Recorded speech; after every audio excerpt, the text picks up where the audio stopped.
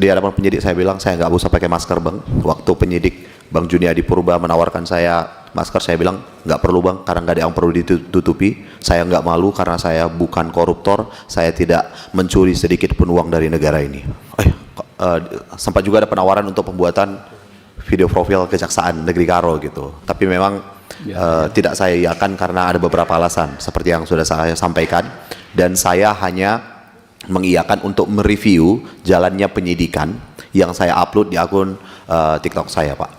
Dan kemudian berselang 8 bulan saya kembali diperiksa. Itu pemeriksaan saya kedua tanggal 19 November 2025, dan setelah pemeriksaan itu saya langsung ditetapkan menjadi tersangka karena menurut penyidik Inspektorat Kabupaten Karo menyatakan ada kerugian negara dari pekerjaan yang saya lakukan. Padahal faktanya saya sama sekali tidak pernah diperiksa oleh badan pemeriksa keuangan manapun. Saya tidak pernah dipanggil oleh inspektorat, dan makanya saya saat itu bingung.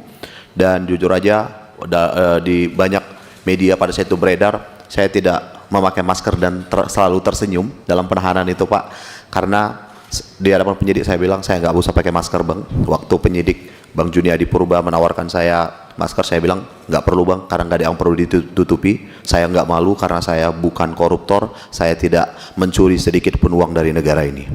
Dan kemudian saya langsung dibawa ke Rutan Kelas 1 Medan. Ya, saya nyampe itu sekitar jam 7 malam. Download Tribun X sekarang, menghadirkan lokal menjadi Indonesia.